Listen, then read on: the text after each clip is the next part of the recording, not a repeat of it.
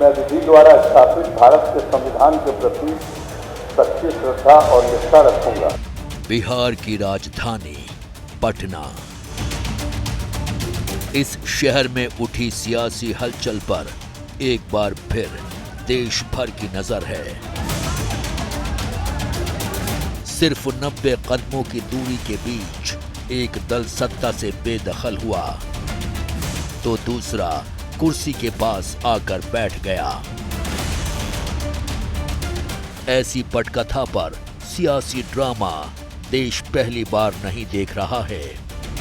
1990 से 2024 तक सत्ता से बाहर और अंदर आते जाते नेताओं को बार बार देखा गया और तब से लेकर अब तक इन सियासी घटनाओं का प्रत्यक्षदर्शी गवाह अपनी जगह खड़ा होकर सब कुछ देखता रहा। आज उसी गवाह की कहानी हम आपके सामने लेकर आए हैं।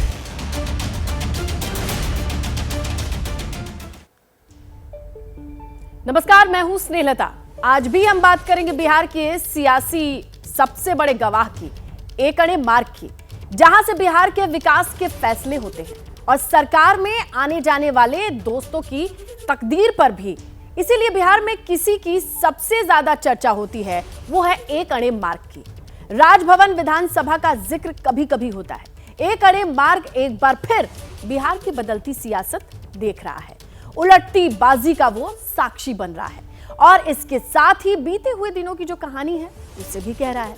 तो चलिए एक अणे मार्ग के जरिए उलटती पलटती बिहार की इस सियासत को समझने की कोशिश करते हैं।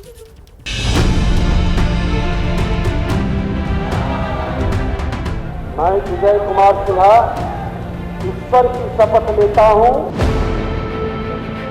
मैं नीतीश कुमार सत्यनिष्ठा से प्रतिज्ञा करता हूं कि मैं विधि द्वारा स्थापित भारत के संविधान के प्रति सच्ची श्रद्धा और निष्ठा रखूंगा।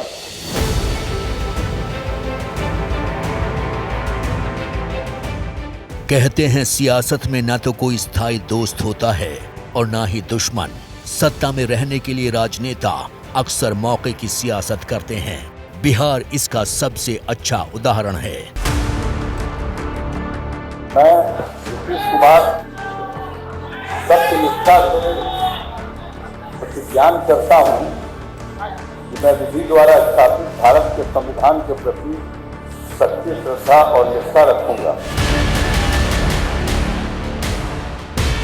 26 जनवरी से 28 जनवरी तक की ये तस्वीरें बहुत कुछ कहती हैं। 26 जनवरी को नीतीश के बगल में तेजस्वी खड़े थे। 28 जनवरी की शाम को नीतीश अपनी कुर्सी पर बने रहे, लेकिन साथ में तेजस्वी की जगह सम्राट चौधरी और विजय सिन्हा आ गए। यानी 60 घंटे में बिहार की सियासत का गणित बिल्कुल बदल गया। इंडिया गठबंधन के कर्ता धर्ता एनडीए के पाले में खड़े हो गए। 2024 के सियासी उलटफेर को ये एक अड़े मार्ग देखता रहा। लोकसभा चुनाव में प्रतिष्ठा बचाने के लिए निष्ठा की अदला बदली के इस पूरे घटनाक्रम का गवाह रहा। राजभवन से और इस मुख्यमंत्री आवास तक आने जाने वाले नए और पुराने चेहरों की पहचान करता रहा। एक अणे मार्ग आज से पुराने साथियों की कहानियों के पन्नों को पलटकर पुराने मुख्यमंत्री की नई सरकार के साथ नई सफर पर निकल पड़ा है। बिहार का मुख्यमंत्री आवास यानी एक अणे मार्ग राजभवन से सिर्फ 90 कदम की दूरी पर। इस कदम के बीच बदलती सियासत को दशकों से देखता आया है। देखिए, देश में शायद ही कोई ऐसा मुख्यमंत्री आवास होगा जैसा बिहार का एक अणे मार्ग का वो मुख्यमंत्री बंगला है कि जिसको एक से चमत्कारी को विस्मयकारी घटनाएं देखने को मिलती हैं। एक अणे मार्ग ने जगन्नाथ मिश्र को देखा, लालू प्रसाद को देखा, राबड़ी देवी को देखा, मीसा भारती की शादी एक अणे मार्ग ने देखा, रोहिणी आचार्य की शादी एक अणे मार्ग ने देखा। तो एक अणे मार्ग कई घटनाओं का केंद्र है। बिहार में जब भी कोई सियासी हलचल होती है तो हर बार सबकी निगाहें इस भवन पर टिक जाती हैं। क्योंकि ये वही जगह है जहां बिहार की सियासी बवंडर का रिमोट कंट्रोल है। इतना ही नहीं, इस घर से बिहार की सत्ता चलती है। जीतन राम मांझी का कार्यकाल छोड़ दिया जाए तो 2005 से अब तक लगातार नीतीश कुमार यहीं से न सिर्फ बिहार की राजनीति को कंट्रोल करते हैं, बल्कि दिल्ली को भी वक्त वक्त पर अपनी बात मनवाने के लिए चुनौती देते रहते हैं। नीतीश कुमार जी का भी राज वहाँ पर आया। नीतीश कुमार जी ने तो इतने रंग दिखाए अन्य निवास को कि शायद ही किसी ने दिखाए हों। सचमुच इस पर कोई अगर फिल्मी कहानी भी बनेगी तो शायद उस कहानी के नायक तो नीतीश कुमार होंगे, लेकिन दूसरे कई और ऐसे कैरेक्टर होंगे जिनको देखकर जनता को लगेगा कि हाँ, भारत की राजनीति कितनी रोचक है, कितनी विस्मयकारी है।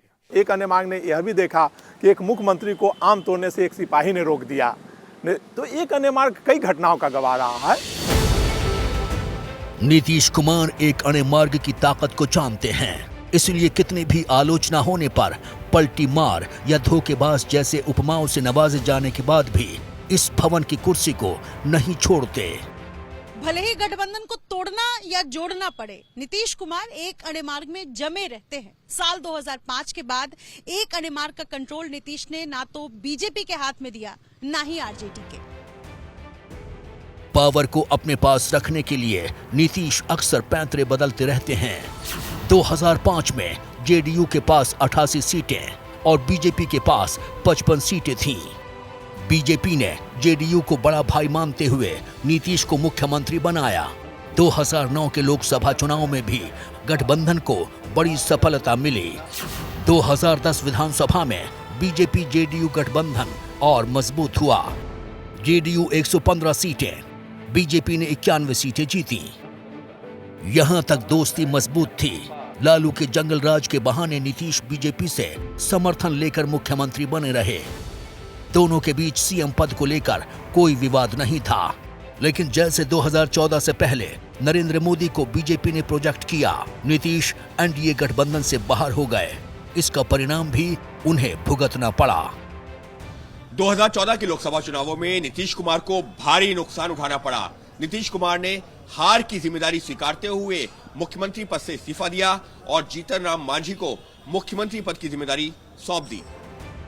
मई 2014 में लालू यादव की पार्टी आरजेडी और कांग्रेस ने जेडीयू का समर्थन किया और विधानसभा में बहुमत परीक्षण में सफल रहे।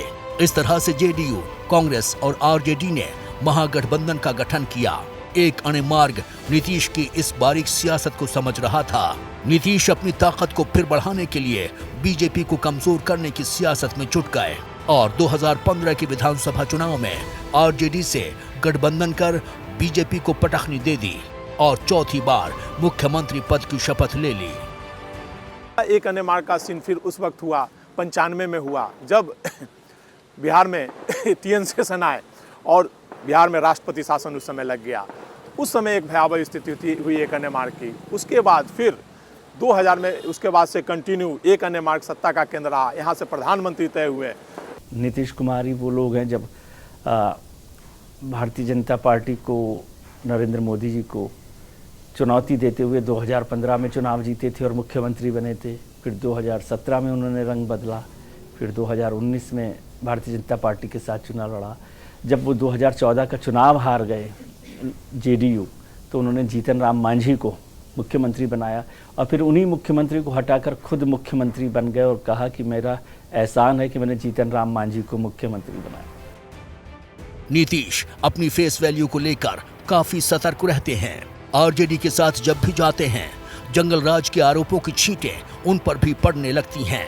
इसलिए बहुत देर तक आरजेडी गठबंधन में रहना नहीं चाहते। विशेषज्ञों का मानना है कि एक अणे मार्ग से बीजेपी को कंट्रोल करने के लिए कभी कभी आरजेडी से गठबंधन करते हैं। जब बीजेपी की ताकत बढ़ने लगती है तो फिर आरजेडी के साथ चले जाते हैं। लालू यादव के साथ भी उनका 36 का आंकड़ा रहा, कभी बनता रहा, कभी बिगड़ता रहा। वहां मुख्यमंत्री रहे और अब एक ही विधानसभा में तीसरी बार मुख्यमंत्री बन रहे हैं। मुझे लगता है कि लालू प्रसाद यादव और उनके परिवार के लिए ये सबसे कठिन समय है। कठिन समय इसलिए नहीं है कि इस बार भी मुख्यमंत्री आवास उनसे छूट गया। कठिन समय इसलिए है कि भारतीय जनता पार्टी नीतीश कुमार को ऐसे समय में अपने साथ ले गई है जब लोकसभा चुनाव होने वाले हैं, जो देश की राजनीति तय करने जा रहे हैं।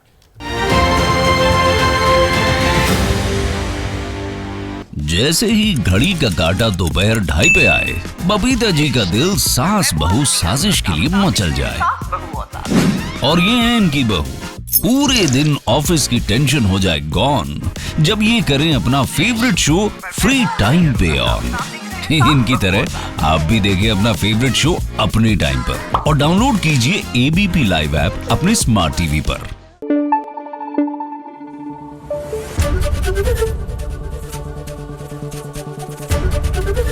एबीपी न्यूज आपको रखे आगे।